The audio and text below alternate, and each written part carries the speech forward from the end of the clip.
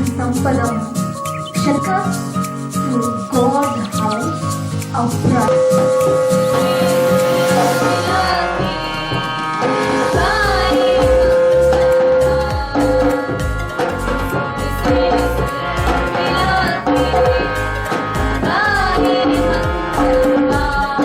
माननीय सांसदों, युवा संसद के इस शीतकालीन सत्र में आप सभी का हार्दिक स्वागत है। नए सदस्य शपथ ग्रहण अथवा प्रतिज्ञा करेंगे। महासचिव महोदय। श्रीमान अंशुल, जो हिमाचल के हमीरपुर निर्वाचन क्षेत्र से निर्वाचित हुए हैं, वह अब शपथ ग्रहण करेंगे अथवा प्रतिज्ञा करेंगे। महोदय, आप शपथ ग्रहण करेंगे या प्रतिज्ञा करेंगे? महोदय, मैं शपथ ग्रहण करूंगा। आप किस भाषा में शपथ ग्रहण करेंगे? अंग्रेजी में श्रीमान।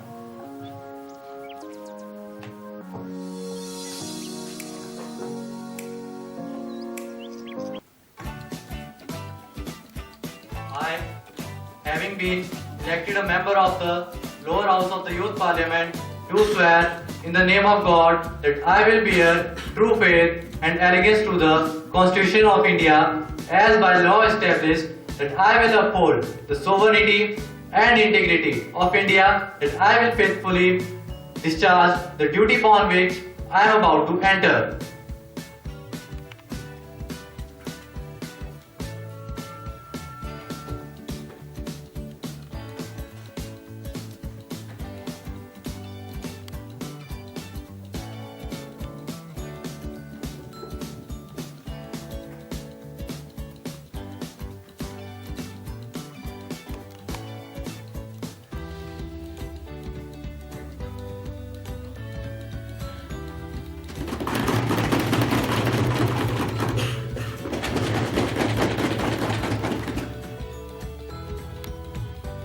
श्रीमती ईशा, जो महाराष्ट्र के सोलापुर निर्वाचन क्षेत्र से निर्वाचित हुई हैं, वह अब शपथ ग्रहण करेंगी अथवा प्रतिज्ञा करेंगी।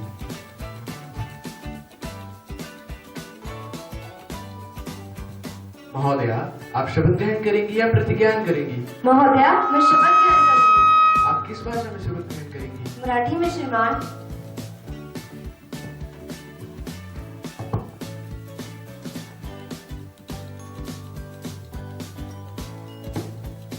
मी ईशा अभंग, जो युवा संसदेच्या लोकसभेच्या सदस्य म्हणून निवडून आलो आहे, देवाची शपथ घेतो की विधीद्वारा स्थापन केलेल्या भारताच्या संविधानाविषयी खरी श्रद्धा आणि निष्ठा ठेवीन, देशाचे प्रभुत्व आणि एकता टिकवून ठेवीन, त्याचबरोबर जयापदावर मी कार्य करणार आहे, त्याच्या नियमांचे श्रद्धापूर्वक पालन करीन।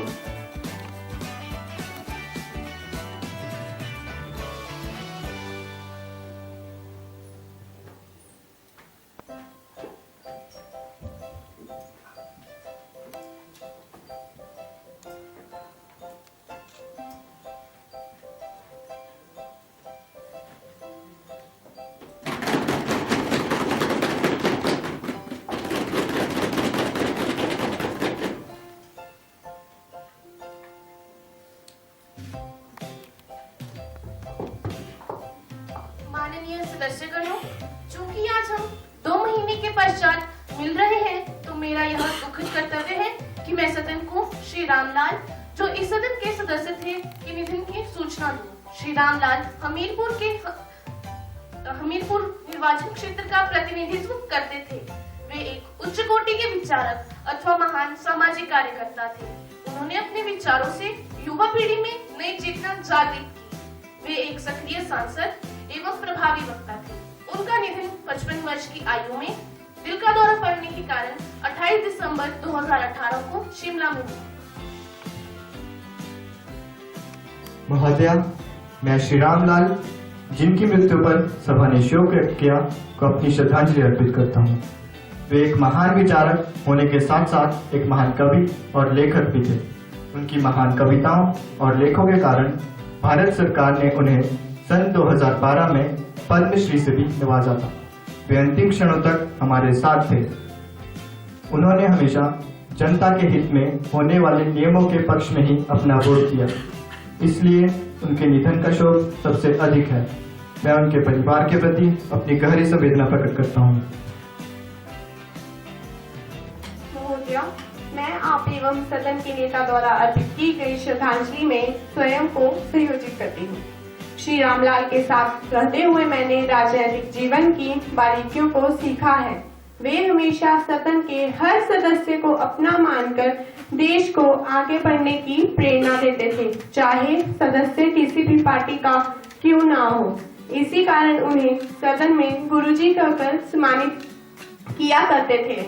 उनके ना रहने से हमने बहुत अच्छा विचारक, कवि और महान कार्यकर्ता को खो दिया है। उनकी क्षतिपूर्ति करना बहुत कठिन है। मैं शोक संतप्त परिवार को अपनी संवेदनाएं भेजने में स्वयं को और दल को संयोजित करती हूँ। सदस्यगण अपना गहरा शोक प्रकट करने के लिए कुछ क्षणों के लिए मौन खड़े हों।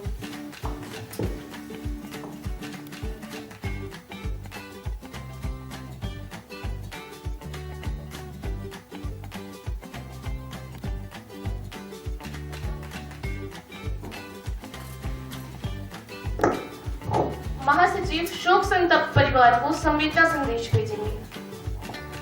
जी महोदया। प्रधानमंत्री नए मंत्रियों का परिचय कराएंगे।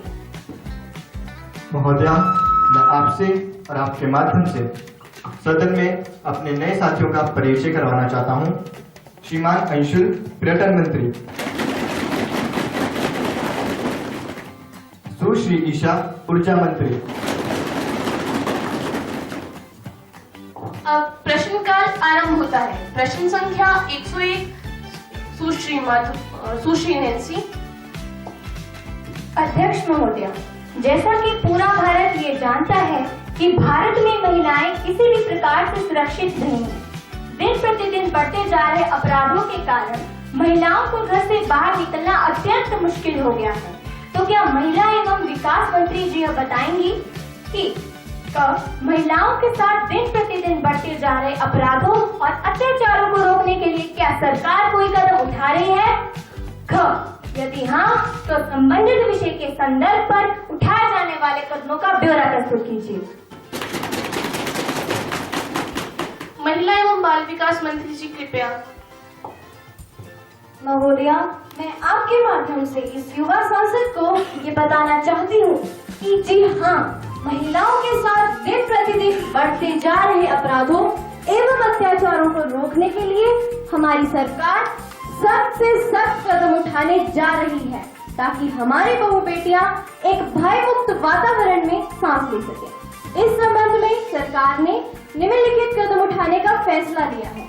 नंबर 1, महिलाओं की सुरक्षा की दृष्टि से महिला हेल्पलाइन, पुलिस बलों में महिलाओं की अधिक भर्ती, रात्रि बस सेवा में महिला चालक एवं परिचालक का प्रावधान तथा मोबाइल फोन में पैनिक बटन का प्रावधान रखा गया है, जिसको दबाते ही उस क्षेत्र की पुलिस घटनास्थल पर पहुंचकर महिलाओं की रक्षा करेगी।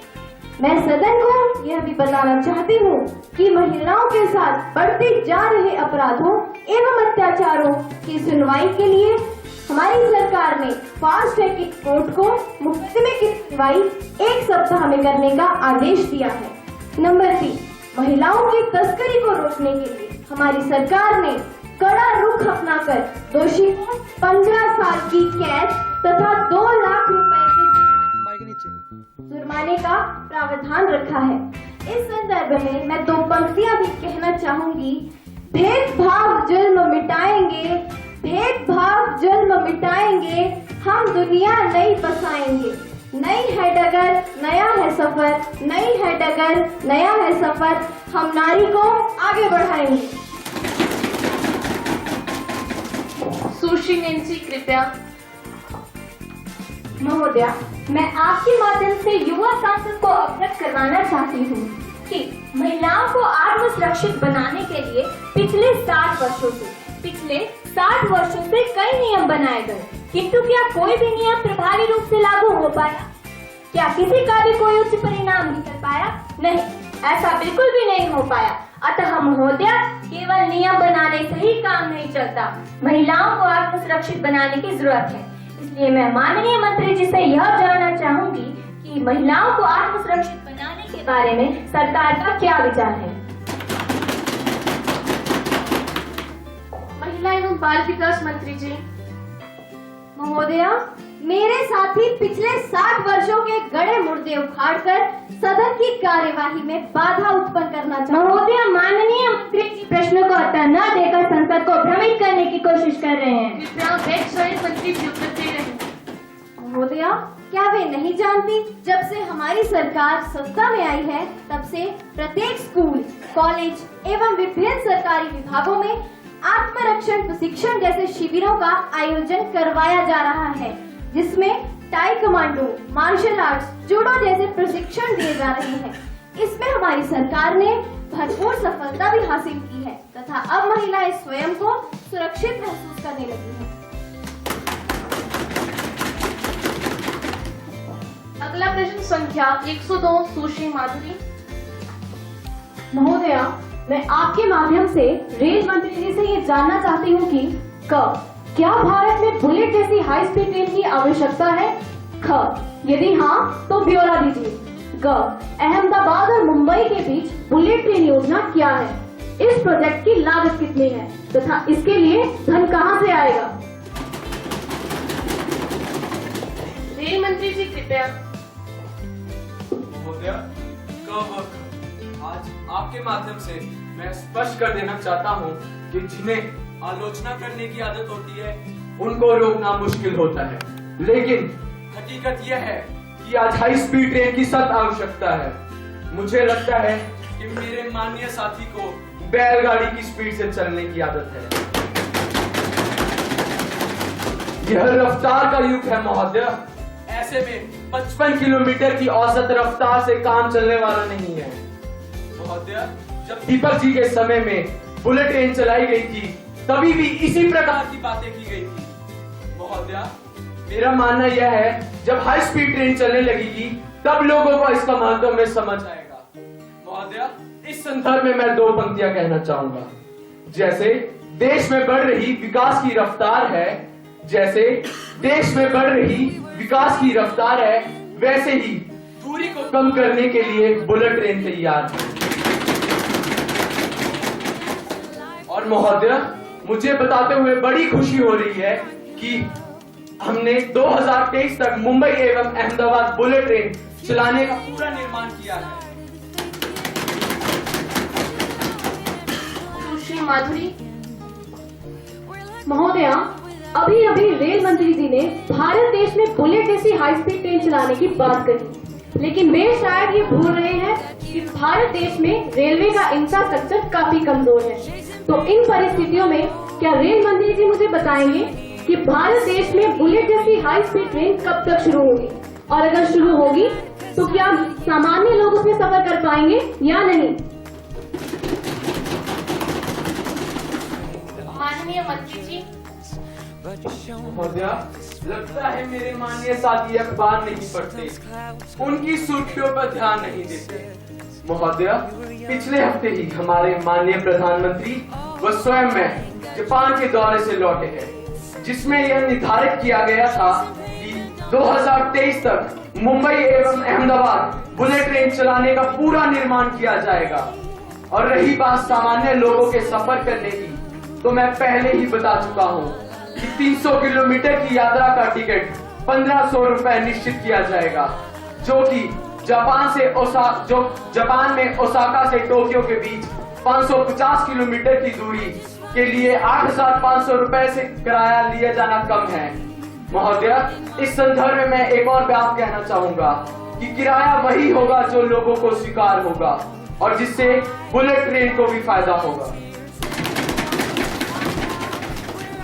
अगला प्रश्न संख्या 103 श्रीमान हितेन। महोदया, मैं माननीय गृह मंत्री जी से प्रश्न पूछने से पहले कुछ पंक्तियां कहना चाहूंगा। अवध के द्वारे पे उछाला पड़ा है, अवध के द्वारे पे उछाला पड़ा है, मधुरा की भूमि में भी पाला पड़ा है। कश्मीर में ये कैसी आग जल रही, कश्मीर में ये कैसी आग जल रही, कन्याकुमारी का मुंह भी काला पड़ा है। दंगे क्यों हैं? प्रार्थना अजान के लिए दंगे क्यों हैं प्रार्थना अजान के लिए, क्यों बुत बने हम सब दुकान के लिए। दंगों से तो देखो देश मेरा जल रहा, दंगों से तो देखो देश मेरा जल रहा। भाई साहब कुछ तो सोचो हिंदुस्तान के लिए, हिंदुस्तान के लिए। महोदय, माननीय मंत्री जी यह बताने की कृपा करेंगे कि भारत में आतंकवाद की समस्या से निपटने के लिए भारत सरकार क्या क्या कदम उठा रही है। क्या आतंकवाद की समस्या से संबंधित खुफिया जानकारी एकत्रित करने के लिए किसी अन्य देश से पारस्परिक सहयोग लिया जा रहा है। यदि हाँ, तो इन पारस्परिक सहयोग में शामिल मुख्य मदों का ब्यौरा दें। माननीय गृह मंत्री जी, श्रीमान, हमारी सरकार आतंकवाद की समस्या से निपटने के लिए सजगता से कार्य करवा रही है, जिसके लिए हमारी सरकार ने कुछ विशेष कदम उठाए हैं। सभी देश के सभी महानगरों में एसजी यूनिट का गठन किया गया है। राज्य की सभी खुफिया एजेंसियों को खुफिया खबरें देने के लिए एक स्पेशल सेल का गठन किया गया है। सीमा पर तैनात सभी सैनिकों की टुकड़ियों को सचेत किया गया है तथा सैनिकों की टुकड़ियों को हथियार से लैस किया गया है तथा पकड़े हुए सभी आतंकियों से विशेष पूछताछ की जा रही है तथा फास्ट ट्रैक कोर्ट के जरिए उन्हें जल्द से जल्द सजा सुनाने का प्रावधान रखा गया है। जी हाँ, हमारी सरकार आतंकवाद से संबंधित सभी सूचनाओं को एकत्रित कर अमेरिका से पारस्परिक सहयोग लेने जा रही है, जिसमें हमारी सरकार ने कुछ विशेष मदों को शामिल किया गया है। दोनों देशों के बीच एक मल्टी एजेंसी सेंटर के जरिए सूचनाओं का आदान प्रदान किया जाएगा तथा ISI की गतिविधियों पर नजर रखी जाएगी। सभी संदिग्ध आतंकवादियों से संबंधित सूचनाएं जैसे जन्म तिथि, फिंगरप्रिंट साझा किया जाएगा। श्रीमान हितेन, धन्यवाद महोदय। मैं माननीय मंत्री जी से यह भी जानना चाहता हूं कि भारत में आतंकी हमले में पीड़ित लोगों की आर्थिक सहायता के लिए सरकार क्या क्या कदम उठा रही है।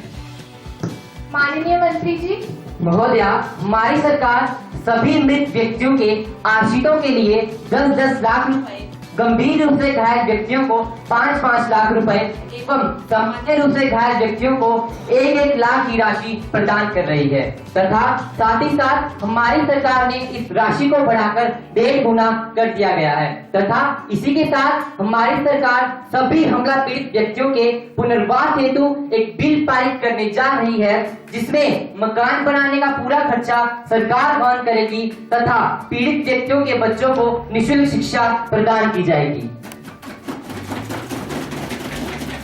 सुश्री कृतिका।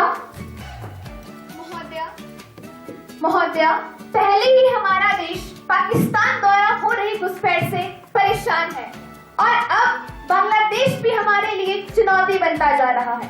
तो महोदया, मैं आपके माध्यम से मंत्री जी से ये जानना चाहती हूँ कि बांग्लादेश सीमा से हो रही घुसपैठ को रोकने के लिए हमारी सरकार क्या कदम उठा रही है।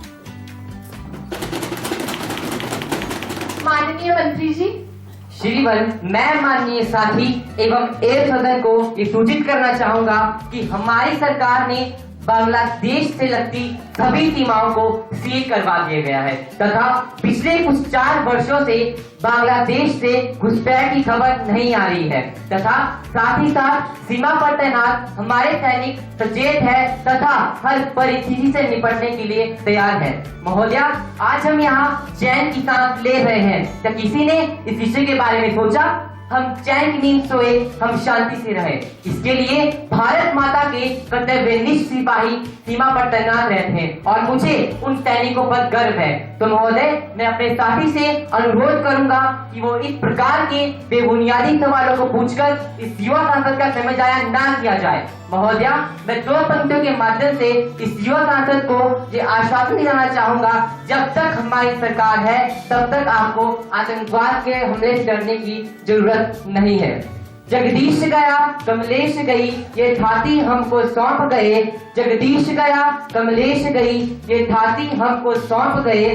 जो उनके खून से जलती है वो बाती हमको सौंप गए। आर पार की बातों से भारत को भरमाओ मत, आर पार की बातों से भारत को भरमाओ मत। जब लड़ना है आतंकवाद से तो बिल्कुल भी घबराओ मत। अगला प्रश्न संख्या 104 सुश्री दिव्यांशी। महोदया, मैं काफी समय से अपने क्षेत्र का दौरा कर रही हूँ, जहाँ मैं काफी लोगों से मिली, काफी लोगों से बात की, जिससे मुझे यह ज्ञात हुआ कि निजी शिक्षण संस्थान तरह तरह की फीस वसूल कर अभिभावक वर्ग को बेशुमार लूटते जा रहे हैं। तो मैं आपके माध्यम से माननीय संसाधन एवं विकास मंत्री से ये जानना चाहूंगी कि सरकार द्वारा निजी शिक्षण संस्थानों की मनमर्जी पर रोक लगाने के लिए क्या क्या प्रयास किए गए हैं। सरकारी स्कूलों में शिक्षा के स्तर को सुधारने एवं विद्यार्थियों की संख्या को बढ़ाने के बारे में क्या विचार है। माननीय मानव संसाधन मंत्री जी। श्रीमन, इसमें कोई दो मत नहीं है कि आजकल के निजी शिक्षण संस्थान पैसा वसूलने के लिए अपनी मनमर्जी करते हैं। पिछले कुछ समय से हमारी सरकार को इस विषय पर काफी शिकायतें भी प्राप्त हुई है, लेकिन हमारी सरकार सोई नहीं है। हमारी सरकार ने इस विषय पर काफी गंभीरता से विचार करते हुए कुछ कठोर नियम बनाए तथा उनके उल्लंघन पर भी उचित दंड का प्रावधान किया है। कोई भी निजी शिक्षण संस्थानों पर निजी प्रकाशकों की किताबें खरीदने का दबाव नहीं बना सकता। कोई भी निजी शिक्षण संस्थान किसी भी अभिभावक से अनावश्यक डोनेशन की मांग नहीं कर सकता। कोई भी निजी शिक्षण संस्थान बार बार readmission annual charges, capitation fees, building fund and computer lab charges नहीं वसूलेगा, अन्यथा उस शिक्षण संस्थान पर सख्त से सख्त कार्रवाई की जाएगी, जिसके तहत उसकी मान्यता भी रद्द की जाएगी। महोदया, मंत्री जी किन नियमों की बात कर रहे हैं? उन नियमों की जिनके सरेआम धज्जियां उड़ाई जा रही हैं। कृपया आप बैठ जाएं, मंत्री महोदय को जवाब देने दीजिए। श्रीमन, जैसा कि देखने में आया है कि आजकल के सरकारी शिक्षण संस्थानों के शिक्षा के स्तर में काफी गिरावट आई है, इसलिए सरकार ने इस विषय पर कुछ कदम उठाए हैं। प्रथम, पहले से ज्यादा योग्य शिक्षकों की भर्ती की जा रही है, जिसमें सीटेट तथा एसटेट का प्रावधान रखा गया है। शिक्षकों की उपस्थिति जांच करने हेतु बायोमेट्रिक्स मशीनों का प्रयोग किया जा रहा है, जिसमें आते व जाते समय अपनी उपस्थिति लगाना अनिवार्य है तथा शिक्षा विभाग के उच्च कर्मियों द्वारा स्कूलों का निरीक्षण भी किया जा रहा है, जिसमें अनुपस्थित शिक्षकों पर सख्त से सख्त कार्रवाई की जाएगी।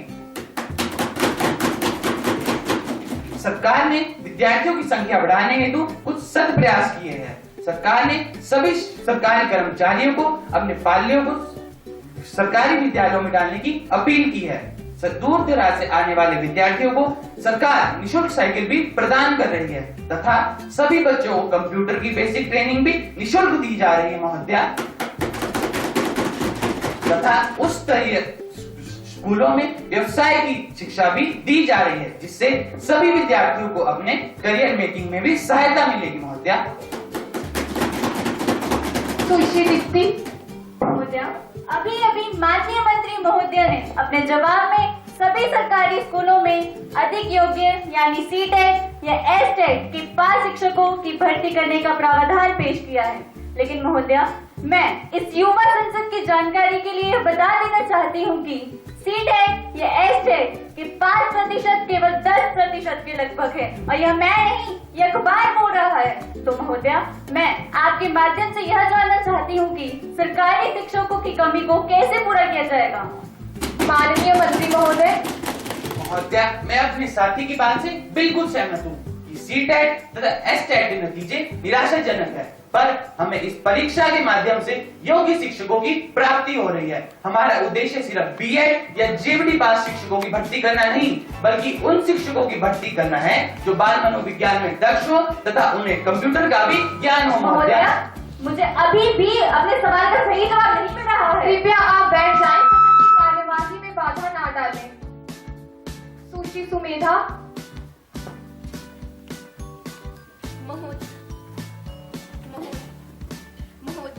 सीटेट, एसटेट और बिहार में बोर्ड के उच्च अधिकारियों द्वारा बोर्ड टॉपर्स की जांच के परिणाम ने यह दर्शाया है कि ट्रेनिंग कॉलेजेस को मान्यता दिलाने में भ्रष्टाचार का प्रयोग हुआ है। तो क्या माननीय मंत्री जी यह बताएंगे कि इस प्रकार के ट्रेनिंग कॉलेजेस या स्कूलों पर क्या कार्रवाई की जा रही है। माननीय मंत्री जी। श्रीमन, मैं अपने साथी को धन्यवाद देना चाहता हूं कि उन्होंने मेरा ध्यान टीचर ट्रेनिंग कॉलेज में होने वाले धांधली की तरफ आकर्षित किया।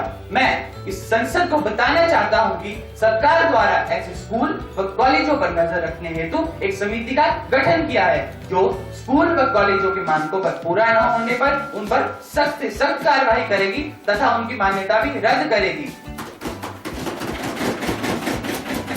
अगर मेरे साथी ने अखबार की सुर्खियों पर नजर डाली होती तो उन्हें यह भी पता होता कि पिछले कुछ समय में देश के लगभग 200 से ज्यादा स्कूल व कॉलेजों की मान्यता भी रद्द की है। महोदया, कृपया कोई अनुपूरक प्रश्न नहीं।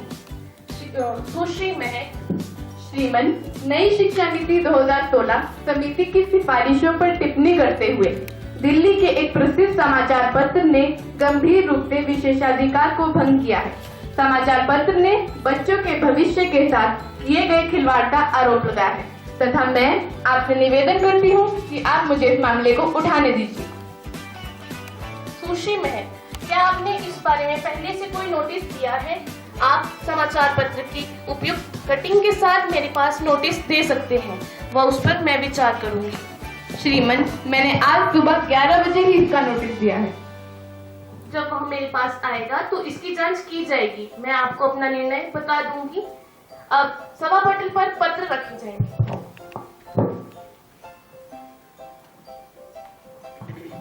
माननीय स्वास्थ्य एवं परिवार कल्याण मंत्री जी।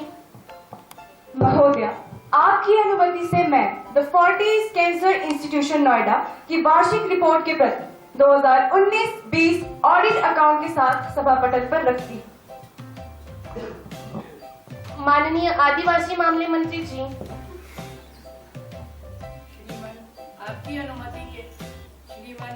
अनुमति से मैं राष्ट्रीय अनुसूचित जनजातीय बिल एवं विकास सहकारिता जनजातीय मंत्रालय के मामले 2018 से लेकर 2019 के बीच सहभागिता के ज्ञापन की प्रति सहपटल पर रखता हूँ।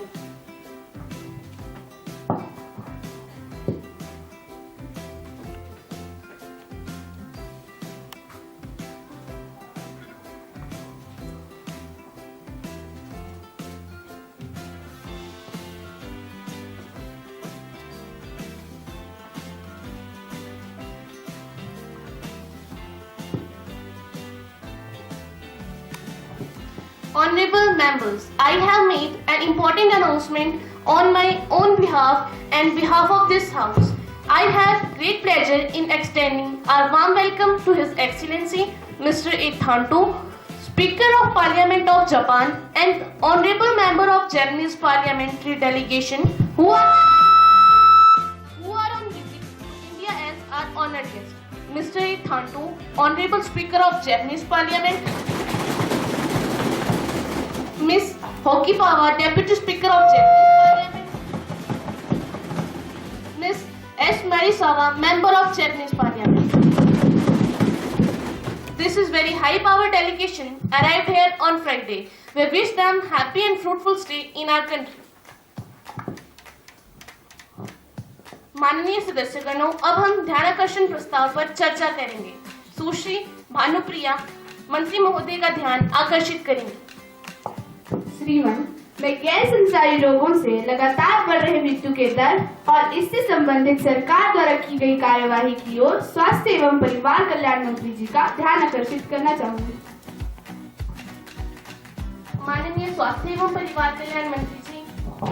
श्रीमन, जैसा कि सभी माननीय सदस्य यह चाहते हैं कि गैर संचारी रोग जैसे कैंसर, मधुमेह, स्ट्रोक आदि दुनिया भर में जिंदगियों को तबाह करने वाले और आर्थिक विकास को अवरुद्ध करने वाले रोग हैं, जिनसे निजात पाना इतना आसान कार्य बिल्कुल भी नहीं है।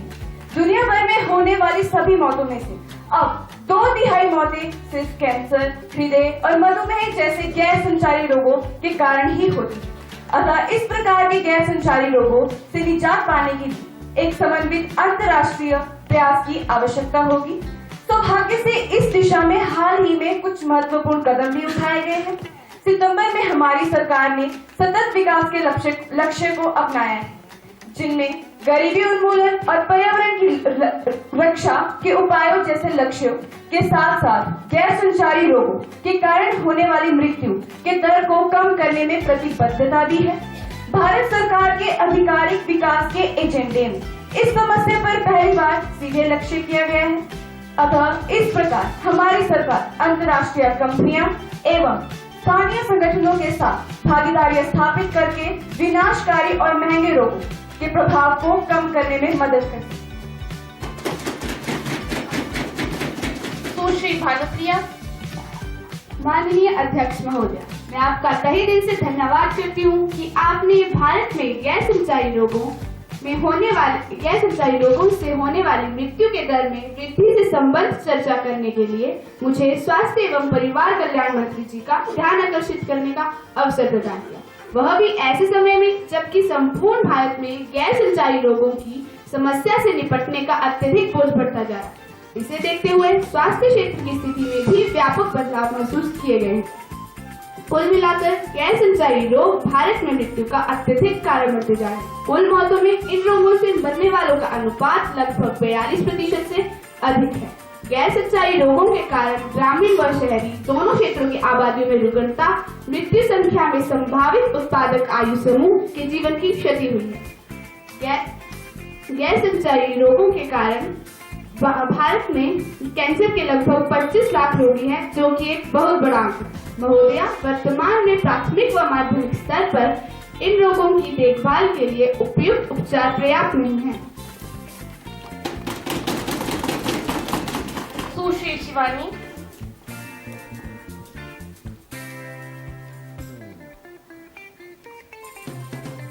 श्रीमान, मैं माननीय मंत्री जी का ध्यान अपने राज्य पंजाब की ओर आकर्षित करना चाहती हूँ। मैं उन्हें ये बताना चाहती हूँ कि मेरे राज्य पंजाब में गैर संचारी रोग जैसे कैंसर, डायबिटीज और स्ट्रोक से दिन प्रतिदिन बहुत लोगों की मृत्यु हो रही है। पंजाब की 70% युवा नशे की आदी है। देश के 1,25,000 नशा करने वालों में से 25,000 तो केवल पंजाब में ही है। मैं माननीय मंत्री जी को ये भी बताना चाहती हूँ कि कैंसर पीड़ित लोगों को अपना कैंसर का इलाज करवाने के लिए राजस्थान जयपुर तक जाना पड़ता है। मैं माननीय मंत्री जी से ये पूछना चाहती हूँ कि इस विषय पर उन्होंने क्या क्या कदम उठाए हैं, और साथ ही में उनसे गुजारिश करना चाहती हूँ कि पंजाब के कुछ जिले जैसे कि मानसा और बठिंडा में कैंसर संस्थान खुलवाए जाए। सुश्री लक्षिता।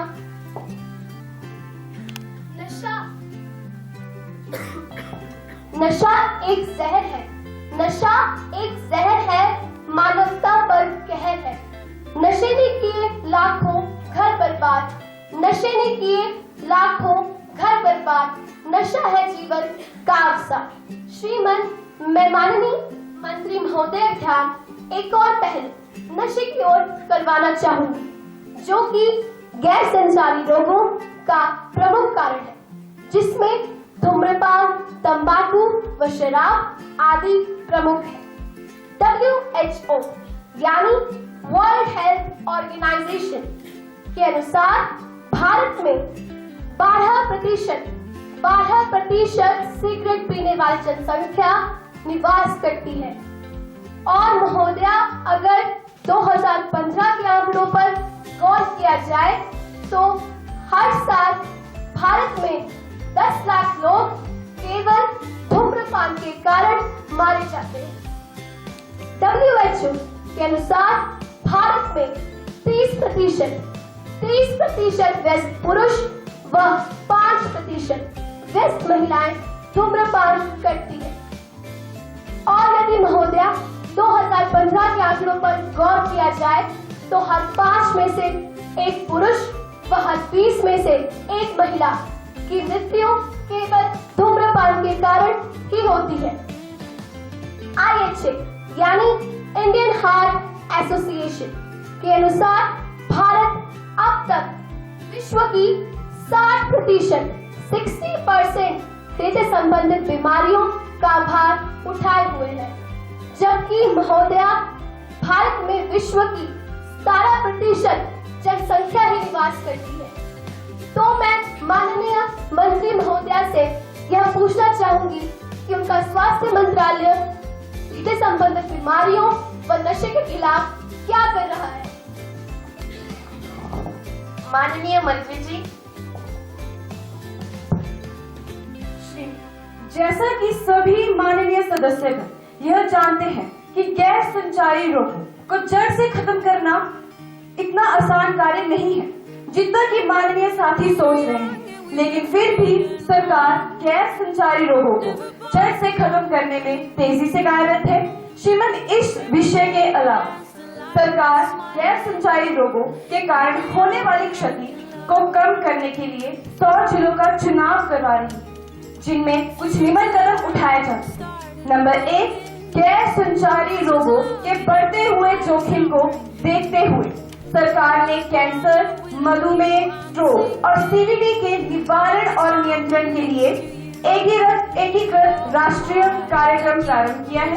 नंबर 2, स्ट्रोक और मधुमेह के लिए प्रत्येक 100 जिला अस्पतालों में एक कार्डियक यूनिट तथा 700 सामुदायिक स्वास्थ्य केंद्र हेतु एनसीडी सेल की स्थापना की है। प्रत्येक जिला अस्पतालों में जीवन रक्षण औषधियों की उपलब्धता का प्रावधान है। श्रीमन, इसके साथ साथ कैंसर के उपचार एवं निदान के लिए सरकार ने कैंसर के उपचार के लिए सामान्य निदानात्मक सेवाएं, बुनियादी सर्जरी एवं कीमोथेरेपी का प्रबंध किया है। श्रीमन, इसके साथ साथ कुछ निम्न कदम उठाए जा चुके हैं। नंबर 1, स्वास्थ्य कार्मिकों एवं चिकित्सा अधिकारियों के लिए ट्रेनिंग मॉड्यूल विकसित हुआ है। नंबर 2, जन संचार माध्यमों के जरिए स्वास्थ्य जीवन शैली को बढ़ावा देने के लिए जागरूकता बढ़ाने के लिए प्रयासरत है। नंबर 3, राज्य के सभी जिलों में एनसीडी सेल की स्थापना प्रगति पर है। श्रीमती, जैसा कि सुश्री शिवानी ने पंजाब राज्य में कैंसर और मधुमेह जैसे गैर संचारी रोगों का ध्यान दिलाते हुए पंजाब में नशाखोरी की तरफ इशारा कर हमारी सरकार की कमियों को उजागर किया है, जिससे मैं बिल्कुल भी सहमत नहीं महोदया, क्योंकि नशा एक ऐसी समस्या है जो खुद के प्रयास के बगैर छोड़ पाना एक नामुमकिन सा कार्य है। इसमें सरकार बहुत कुछ ज्यादा नहीं कर सकती, जिस कारण पंजाब में कैंसर एक बहुत बड़ी समस्या के रूप में सामने आया है।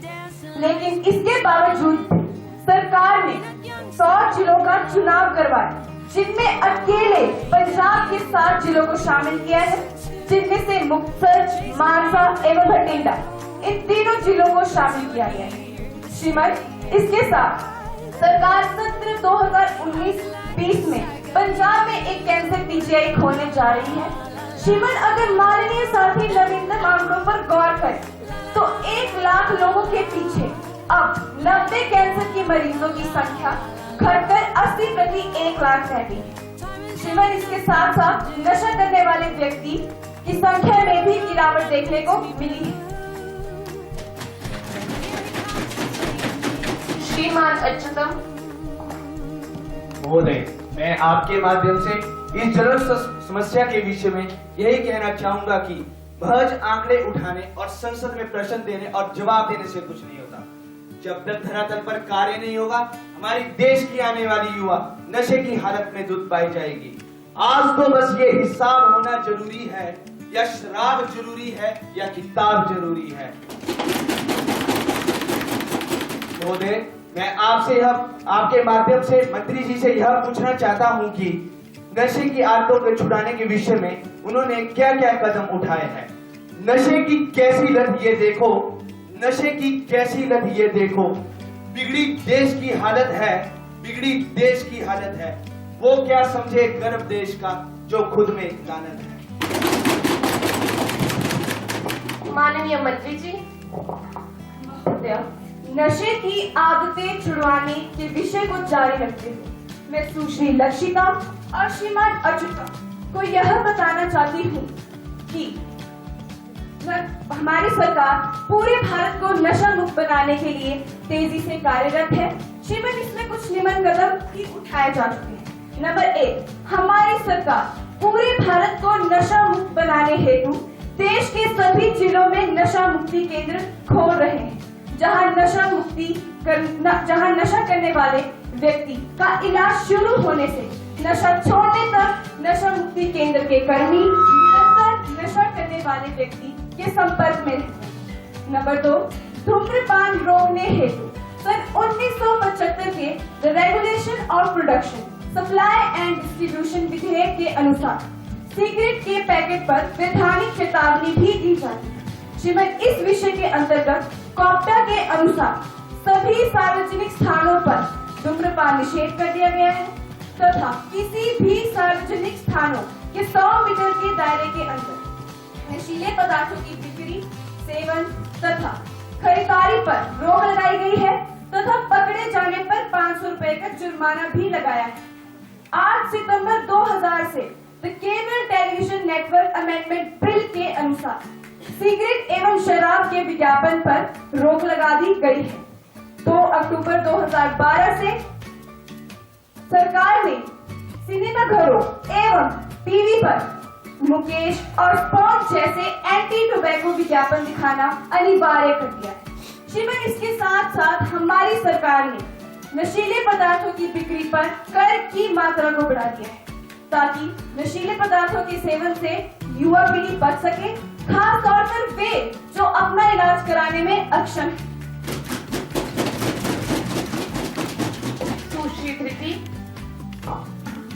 महोदया, जैसा कि मंत्री महोदया ने नशीले पदार्थों पर कर की मात्रा बढ़ाने की बात, क्या मंत्री महोदया यह बताएंगी कि वे नशीले पदार्थों पर कर की मात्रा बढ़ाने के बजाय इनके उत्पादन पे ही रोक क्यों नहीं लगवा देती?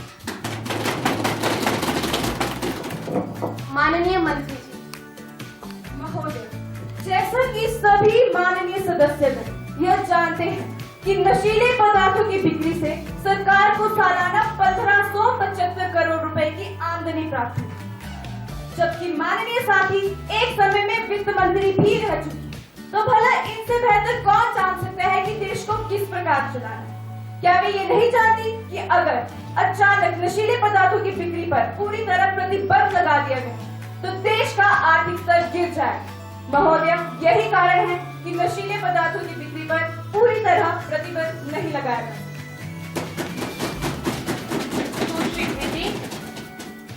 महोदया, इसका मतलब यह है कि सरकार को आय और व्यय की ज्यादा चिंता है, आम आदमियों से सरकार का कोई वास्ता ही नहीं है। यह एक गंभीर मामला है महोदया। माननीय मंत्री जी, महोदया,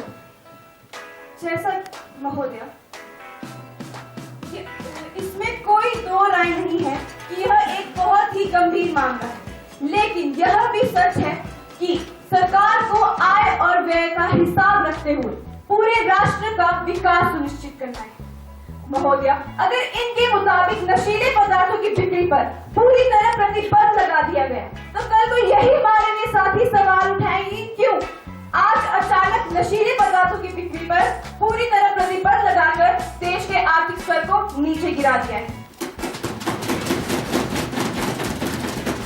महोदया, लगता है कि माननीय साथी सदन की कार्यवाही को आगे नहीं बढ़ने देना चाहते, शायद इसीलिए वह इस तरह के सवालात करके हमारे सरकार को घेरने का प्रयत्न कर रहे हैं। लेकिन महोदया, मैं आपको यह विश्वास दिलाती हूँ कि सत्र 2019-20 में निश्चित तौर पर नशीले पदार्थों की बिक्री पर रोक लगाई जाए ताकि युवा पीढ़ी नशीले पदार्थों के सेवन से बच सके।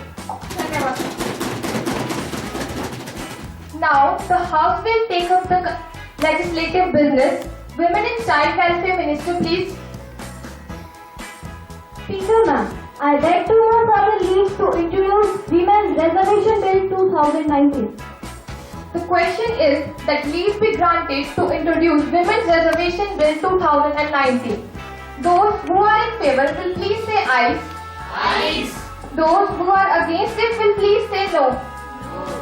I think ayes have it, the ayes have it, the ayes have it. The leave is granted. Women and Child Welfare Minister, please. Ma'am, I introduce Women's Reservation Bill 2019. Now, the House will take up the consideration of Women's Reservation Bill 2019. Minister, please. Speaker ma'am, the future of the nation lies in the hands of children and the future of the child in the hands of mother. Ma'am, every political party for the last 10 years has been assuring its support to the bill, but it seems that no reference from the House. The Chief Election Commissioner has put forward a welcome proposal to make it mandatory for all the political parties to nominate 1/3 of its candidate to be a women candidate for all the elections.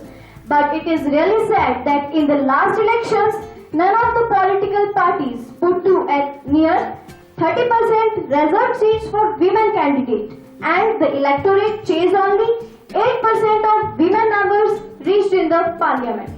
This fact clearly indicates that a stringent rule is necessary to improve the women's status in society. The bill in its present format provides 33% reservation for women in all Lok Sabha and state legislative assembly seats. The clause 1 of Article 15 states that the state shall not discriminate against any citizen on the grounds of birth and any of them. This implies that reservation in the favor of women is not possible. But the Constitution has to make it realize that it's bringing about equality between men and women. It is necessary to discriminate in favor of women as against men in certain areas. So, the clause 3 of Article 15 states that nothing in this article shall prevent the state from making special provisions for women and children. Ms. Pritika, please. This bill is continuing attempt to divide society and now further based on gender. India is a country of only reservation and we have lots of reservation still existing. Shame on all politicians of India who have been leading this country for last 70 years. In fact, the PM and his cabinet colleagues tried for anti-society activities. Ma'am, this bill is full of doubts and contradictions. What is the real need of women reservation? Are women more honest, competent and caring than men for? There is no such a statistical evidence and research finding because most of women sarpanches are only showpieces and managed by their parents, brothers and husbands. Are not there adequate number of women already in politics, parliament, science, arts and in business? Are really weak women taking benefits from any scheme in India? Are men ignoring women? Not at all. Women are in all homes and we have women commission at national level, women and child ministries everywhere and so many NGOs are work for women empowerment. Why then reservation? Why not grassroots development work for empowerment? Ma'am, I think this bill is just a political weapon and it has nothing to do with elevating her status in the society. It won't be possible until and unless parents stop telling their children, you're a boy, so you're not supposed to cry, as if crying had been attended by a girl. Or you're a girl, so you need to look beautiful and you need to know cooking. सुश्री दिव्यांशी। माननीय उपाध्यक्ष महोदय, मैं इस bill के पक्ष में हूँ। विपक्ष के सदस्यों के द्वारा इस बिल को लेकर बहुत से प्रश्न और संदेह उठाए गए हैं, लेकिन मैं ये स्पष्ट करना चाहती हूँ कि इतिहास गवाह है कि पुरुषों ने कभी भी महिलाओं को बराबरी का अधिकार नहीं दिया। हमारे समाज और संगठन में महिलाओं को उनके दावों से वंचित रखा है। महिलाओं का लगातार शोषण किया गया। हमने पुरुषों के बराबर महिलाओं को बराबरी का अधिकार दिए जाने के बारे में कई लोगों की आवाजें सुनी। इसीलिए शायद वो महिलाओं को आरक्षण दिए जाने के विषय में चर्चा करते हैं और मांग भी करते हैं। पर महिलाओं को आरक्षण क्यों चाहिए? क्या केवल पुरुषों के बराबर आने के लिए? नहीं, मैं इससे सहमत नहीं हूँ। वास्तव में सच्चाई ये है कि महिलाओं में इतने गुण होते हैं कि वो पुरुषों की शान के वैभव में ग्रहण लगा दे। अतः महोदया, हम इस बिल के माध्यम से पुरुषों की सोच को बदलना चाहते हैं। इस संदर्भ में मैं कुछ पंक्तियां भी कहना चाहूंगी। क्यों त्याग करे नारी केवल, क्यों त्याग करे नारी केवल, क्यों नर दिखलाए झूठा बल, क्यों नर दिखलाए झूठा बल।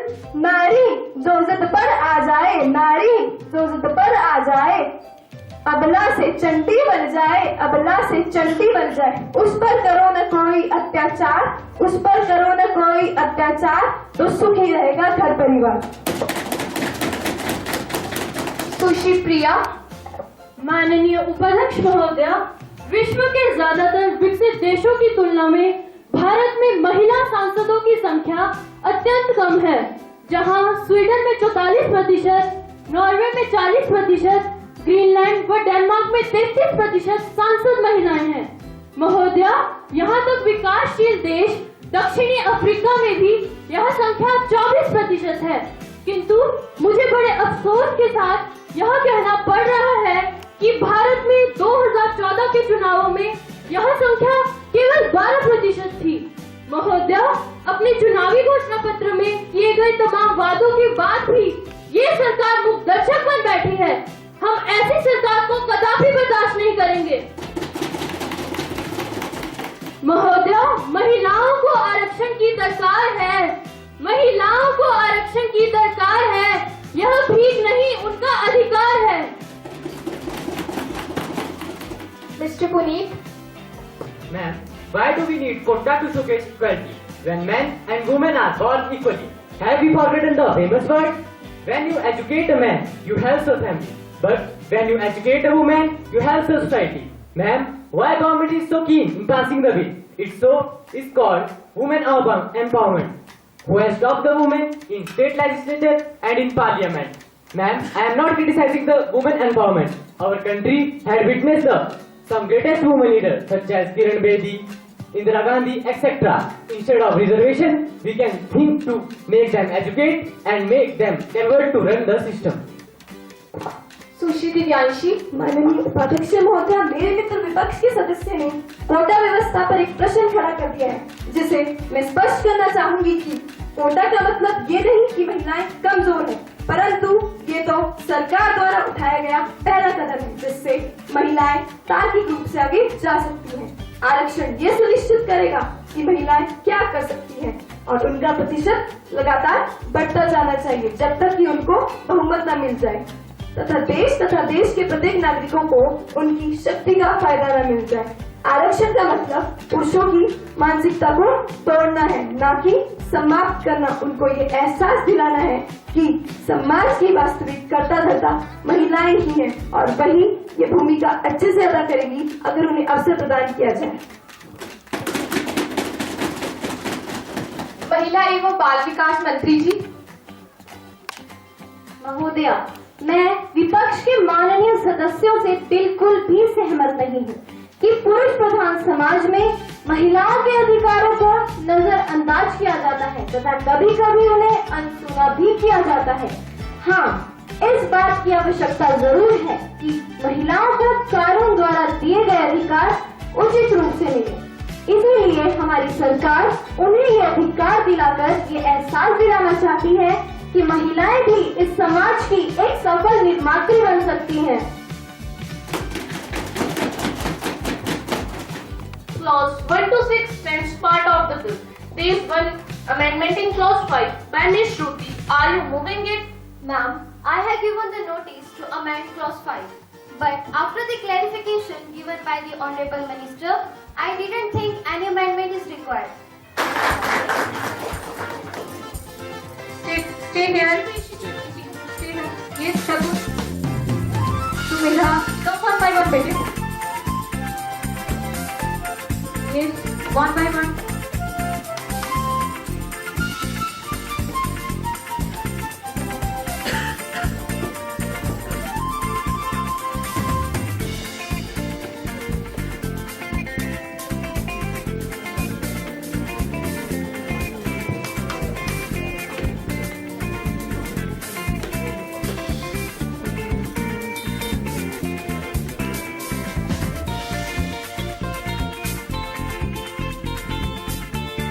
Respected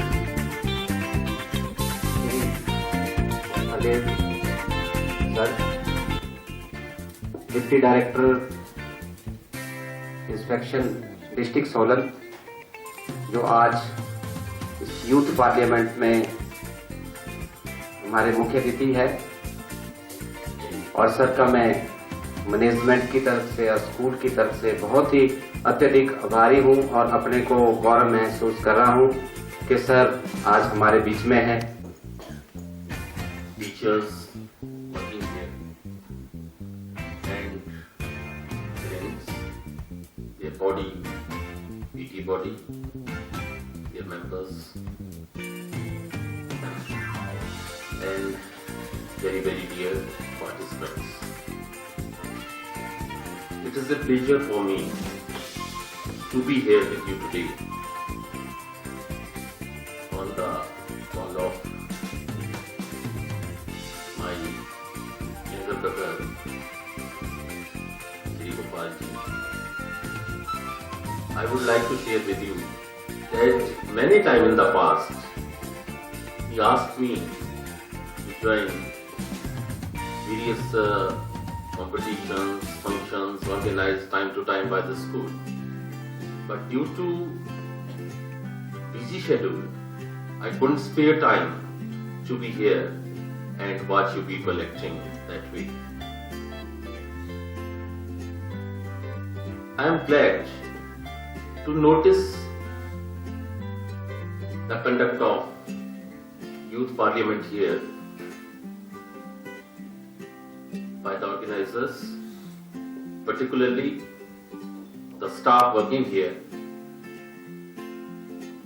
I would like to greet them the way they prepared all the participants here, the government as well as the opposition, and the way these children of future exhibited their talent here. That is all appreciable. Through their talent, we have seen the various issues they raised here, which is prevailing in the society so badly, and need to curb them immediately. And I hope that this should not end here in a debate. It should go to the masses also. See to state the issues we have raised here, that is maybe drug addiction or other evils prevailing in the society you have raised here. But one thing was noticeable. It was a beautiful debate also, and that reflects